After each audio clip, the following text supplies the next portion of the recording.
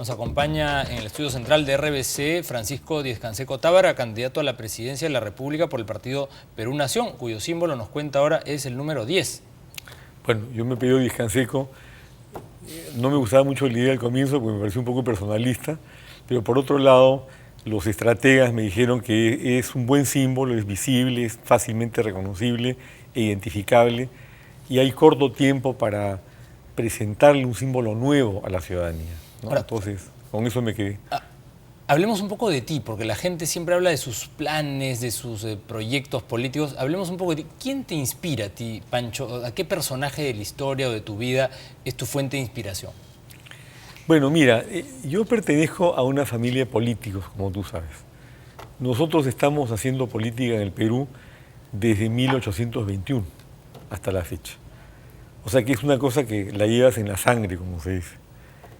Yo, en realidad, al comienzo de mi vida política, tuve algunas dudas sobre la materia, porque además soy abogado, soy periodista y soy empresario. Y luego, definitivamente, te das cuenta que hay algo en ti que te conduce a la política, pero la política entendida, como lo señala el politólogo alemán, no para servirte de ella, sino para servir al país. Lo que él dice es, hay políticos que viven de la política y políticos que viven para la política.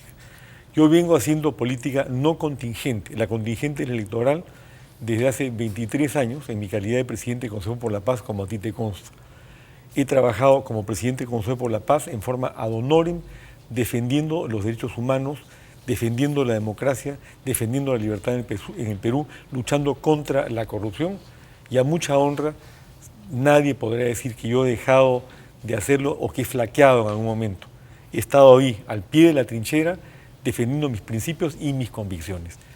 Y pero ¿qué persona, ¿qué persona de la historia o de tu familia fue quien te inspiró y que te hizo ser político? Porque tiene que haber habido alguien. No, ha sido una inspiración de carácter familiar. O sea, bueno, tú sabes que además yo soy hijo... No sé, Mandela, algún No, yo he Kennedy. tenido personas más próximas. Por ejemplo, La Torre, un personaje no sé. importante para mí fue mi abuelo, don Ernesto Díez-Canseco, que fue 2 veces presidente del Senado, fundador del Partido Liberal, que me invitaba a las reuniones con los dirigentes del Partido Liberal cuando yo tenía 5 años.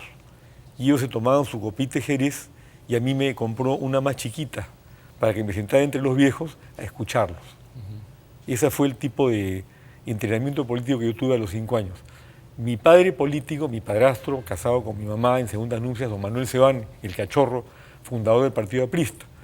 Con él también tuve una experiencia política desde muy chico en el destierro en Chile, donde concurrían los viejos, los antiguos líderes históricos del APRA, gente honestísima, por cierto, de larga distancia con la cúpula actual.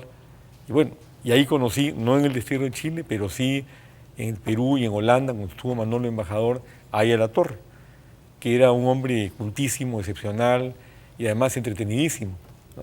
Entonces, he tenido y por supuesto, mi cuñado fue Andrés Townsend, otro líder interesante, importante, además también muy honesto. Entonces yo he vivido de esas fuentes políticas. Y por eso es que creo también, como lo dije al comienzo de esta entrevista, que te agradezco, en la necesidad de que haya en el Perú un partido o varios partidos institucionales, como lo fue el viejo partido aprista, o como en un momento lo ha sido Acción Popular, etc. O sea, partidos creados no a la medida de una persona, sino a la medida de ideas, de principios, de ideales y de servicio y vocación por el Perú. Ahora, ¿qué piensas tú de los lobbies que siempre están alrededor de los políticos? Porque hay momentos en donde va a haber conflictos de interés entre los intereses nacionales y los intereses de las corporaciones. ¿Cómo ves tú esa situación? Se acusa a un candidato, específicamente al señor Kuczynski, de ser muy lobista. No sé qué piensas tú respecto de ese tema en particular. Bueno, yo vi una denuncia que le hicieron a Pedro Pablo Kuczynski en El Comercio, que provenía de los famosos Wikileaks, un Wikileaks de la Embajada Americana del Perú, donde señalaban que él era lobista de las mineras, habiendo sido en ese momento ministro de Economía. Ese tema sería bueno que lo aclare, pero en todo caso es evidente, y nosotros por eso hemos señalado que uno de nuestros lemas es que nosotros defendemos principios y no intereses. De ninguna manera vamos a ser lobistas de nadie, ni durante la elección, ni en el gobierno si llegamos a él, ni mucho menos en el Congreso. Alfredo Barnechea, que es otro candidato al cual también estamos invitando, vamos a invitar a todos, ha dicho en otro programa de televisión que los contratos del gas tienen que renegociarse. ¿Qué piensas tú? Nosotros hemos planteado que hay que revisar toda la contratación que se ha hecho, los del gas y también los TLCs. Por ejemplo, el TLC con China, prácticamente por el dumping de prendas chinas que han invadido al Perú, ha llevado a la quiebra al emporio comercial de Gamarra, el mayor emporio textil y de confecciones del Perú. Y los TLC se hacen al servicio de los peruanos, en este caso no de los chinos. He visto, por ejemplo, muy de cerca, en mi calidad de exportador de quinoa, cómo se ha hecho un TLC con Corea, por el cual la importación de quinoa en Corea está grabada con un arancel del 400%. ¿Ese es un TLC? ¿A qué genio de la Cancillería se le ocurrió negociar semejante barbaridad? Entonces, esto a mí me ha llamado mucho la atención y estamos revisando los TLCs porque seguramente van a haber otras perlitas por ahí que va a haber que renegociar. Ahora, cambiando de tema, ¿qué piensas tú de... hay candidatos a quienes les paran la olla, digamos, los mantienen, y hay candidatos que tienen, digamos, una economía lo suficientemente sólida y ordenada como para candidatear sin depender de intereses económicos? Hemos presentado esta noche un informe que revela que hay un candidato en particular y un partido que recibe un gran apoyo económico y por otro lado, no tiene una fuente directa de sustento, dice que no trabaja. ¿Tú trabajas? Cuéntanos un poco, ¿quién te para la olla a ti? Mi chamba, yo trabajo desde que tengo 16 años, apenas salí del colegio, arranqué trabajando en el diario La Crónica como cronista parlamentario, mientras cursaba mis estudios de Derecho en San Marcos, y he trabajado toda mi vida. ¿Pero tú crees que se puede ser candidato a la presidencia de la República y depender de los ingresos de tu pareja? Yo lo que creo es que hoy día en el Perú, que es un país democrático, cualquiera que reúna las firmas o se trepe a un vientre de alquiler, de repente muy bien bancado, puede pretender ser presidente del Perú. El tema es la forma como se llega, si hay ética detrás, si para poder postular tú, por ejemplo, yo tengo que dividir mi tiempo entre la campaña y mi chamba, porque yo vivo de mi trabajo, yo no vivo de la política, yo dirijo la empresa. O sea que me tengo que levantar más temprano que de costumbre ahora para poder trabajar y intercalar mis horas, y aquí me tienes y de repente acá me voy al turno de noche a ver cómo estamos trabajando, y eso es lo que yo hago. Ojalá todos trabajen así, porque yo creo que el trabajo es algo que te dignifica, que te enseña mucho, que te permite entender la tragedia de muchos peruanos que ganan dinero por debajo de lo que les permite llevar una vida digna. O sea, ¿tú no crees que se puede dejar de trabajar para ser exclusivamente candidato? Yo creo que hay que chambear y que simultáneamente con la chamba tienes el derecho de ser candidato, pero yo no me atrevería, bueno, yo soy viudo, pero no me hubiera atrevido a pedirle pues a mi mujer que me mantenga porque voy a ser candidato. No, en fin, no es mi forma de pensar, ¿no?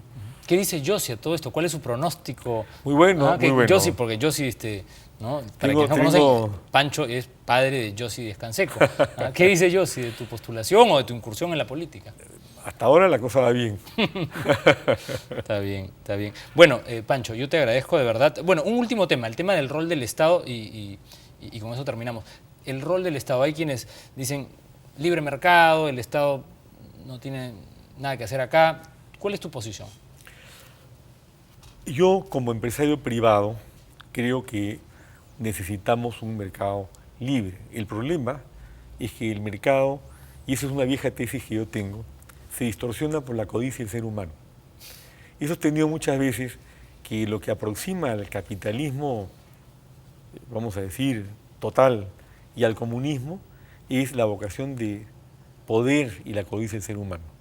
El comunismo es una utopía a la que nunca se llegó, porque cuando los bolcheviques en Rusia toman el Estado, para dar el gran salto del socialismo de Estado al comunismo, que es la disolución del Estado, se apoderan del Estado y se quedan instalados ahí porque el poder les gustó.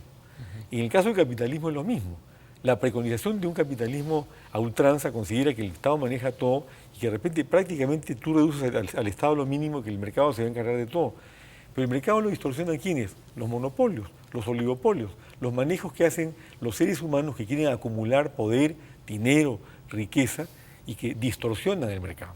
Entonces, hay que preservar un mercado competitivo donde todas las fuerzas puedan competir por igual, pero para eso tiene que actuar el Estado, para que regule las situaciones en las cuales se generan pues monopolios, oligopolios o distorsiones manipulatorias. Queda claro, Pancho, y espero que en esta campaña pues haya ocasión de conversar muchas veces aquí, que tengas también tribuna en otros medios para exponer tus ideas. Gracias por estar aquí. A ti, muy agradecido, Luis Alfonso. Bien, amigos, nosotros vamos a hacer una pausa en el programa y regresamos con más aquí en Boca a Boca. Ya volvemos.